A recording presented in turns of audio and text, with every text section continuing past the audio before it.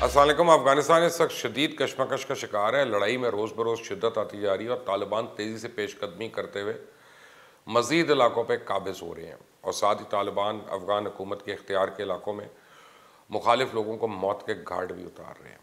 जैसा गुज़िश्ता कई हफ्तों से काबुल में अहम लोगों की असैसिनेशन हो रही हैं, इस सिलसिले में Afghan air force Black Hawk pilot Hamid bomb हमले में मारे गए।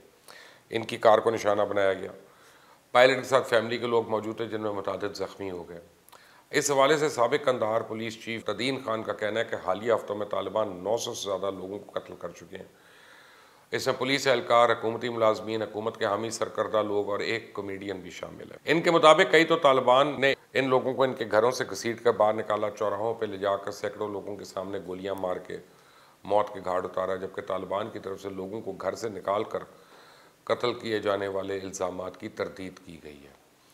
जबकि निमरोज़ में तालिबान की आमद पर शहरियों ने खुशी से पुरजोश इस्तकबाल किया और अफगानिस्तान के दीगर सूबाई दारुल हुकूमत जहाँ इससे शदीद लड़ाई है, इनमें मगरब में हेरात और जुनूब में लश्करगाह शामिल हैं।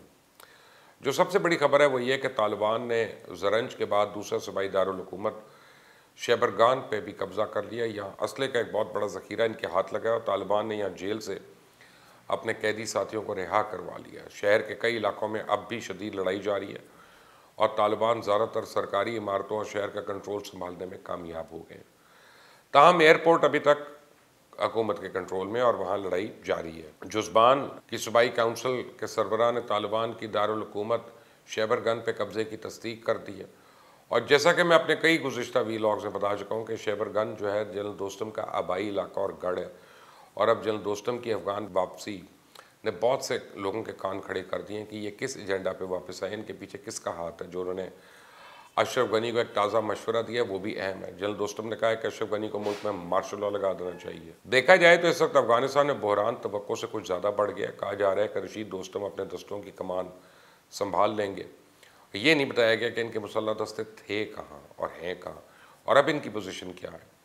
ताहम माजी में जो अंदरूनी कशमकश थी, इसके दौरान रशीद दोस्तम शुमाली अफगानिस्तान के लड़ाका दस्तों की क़यादत कर रहे थे और तालिबान की बालादस्ती और हुकूमत के बाद वो अफगानिस्तान से चले गए थे।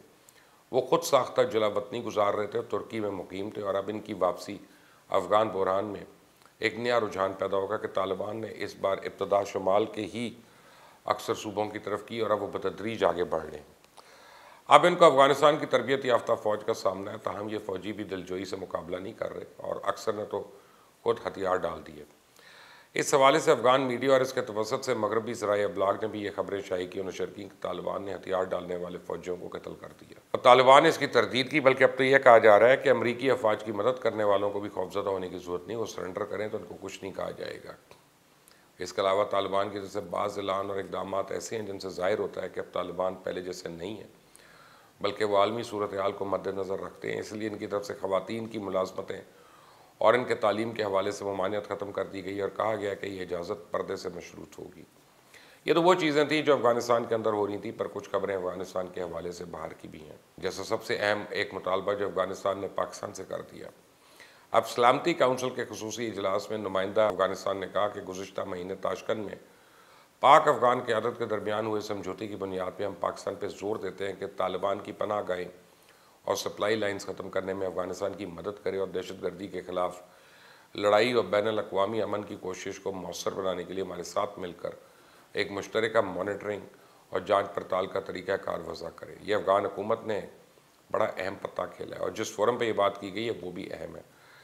इस मुतालबे पर अगर पाकिस्तान हाँ करता है तो फंसता है और ना करता है तो भी फंस सकता है, क्योंकि अगर आप खुलकर अफ़गान तालिबान के ख़िलाफ़ कार्रवाई करते हैं तो वो भी खुलकर TTP को पाकिस्तान के ख़िलाफ़ इस्तेमाल करने में आज़ाद होंगे, इनको सपोर्ट करेंगे, ट्रेनिंग भी देंगे। और अगर आप नहीं करते तो इंटरनेशनल प्रेशर का सामना करना पड़ेगा। तो ये एक दो धारी तलवार है।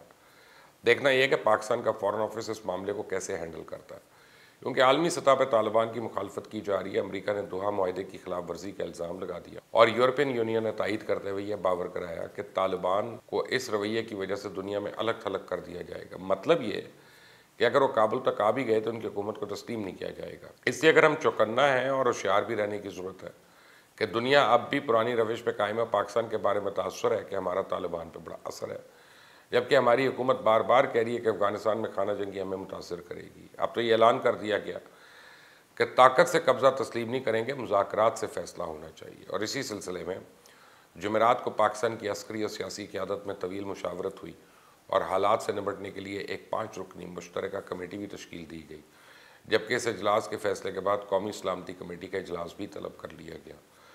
तो कहने का मकसद यह है कि कल तक अफ़गानिस्तान के हालात को अहमियत ना देने वाले भी अब आगाह हो चुके होंगे कि सूरत हाल कोई खुशगवार नहीं और पाकिस्तान बहुत दबाव का शिकार है।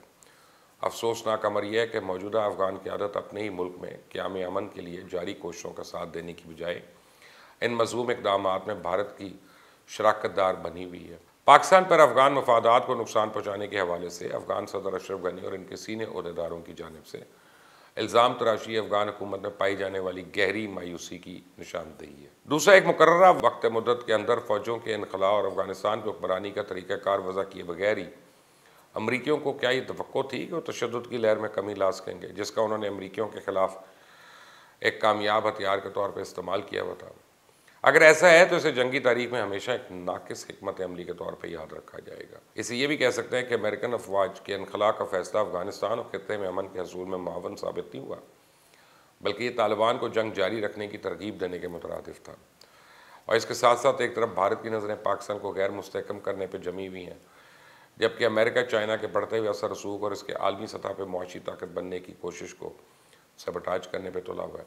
इन हक़ाइक़ से वज़ा होता है कि भारत इस वक्त पाकिस्तान और चाइना की मुखालफत में अमरीका का आला-ए-कार बना हुआ है। और अगर अमरीका वाकई अफ़गानिस्तान में पायदार और देरपा अमन के क़याम के लिए संजीदा है तो वहाँ मुज़ाकराती अमल को संजीदा लेने और बामकसद समझौता करने के लिए अफ़गान सदर अशरफ गनी पे अपना रसूख इस्तेमाल करता, लेकिन ऐसा नहीं किया गया। उसके बरक्स अमरीका ने अफ़गान हुकूमत को आइंदा बरस के लिए भारी इमदादी पैकेज देने और फ़ौजी इमदाद जारी रखने का इंतहा दे दिया। दूसरी तरफ पाकिस्तान अफ़गानिस्तान में मुस्तकिल अमन का ख्वाहिशमंद है और इस ज़मन में से चाइना, रशिया, ईरान, टर्की और बस्ती एशियाई ममालिक की मुकम्मल हिमायत हासिल है, क्योंकि ये तमाम ममालिक चाइना की तरफ से इक़्तिसादी रवाबित को फ़रोग़ देने के अमल के शिरकत के ख्वाह हैं। ताहम ऐसा अमलन होना इस वक्त तक मुमकिन नहीं जब तक अफ़गानिस्तान और खित्ते में अमन कायम नहीं हो जाता। पाकिस्तान को अब इस काम ख्याली से निकलना होगा कि अमेरिका का गेम प्लान तब्दील होने का इम्कान है और पाकिस्तान को गैर मुस्तहकम करने और खित्ते में जंग की आग मज़ीद भड़काने के भारतीय अज़ाइम को बेनकाब करने के लिए ठोस इक़दाम करने चाहिए। यह अमल चाइना और रशिया समेत खित्ते के दीगर ममालिक के साथ मुशावरत से आगे बढ़ना चाहिए, क्योंकि पाकिस्तान तन तना तो ऐसा कर नहीं सकता। इस पर जो भी डेवलपमेंट होगी मैं आप तक लेके आऊँगा। आप इस चैनल को सब्सक्राइब करिएगा, बेल आइकॉन को प्रेस करिएगा। अल्लाह।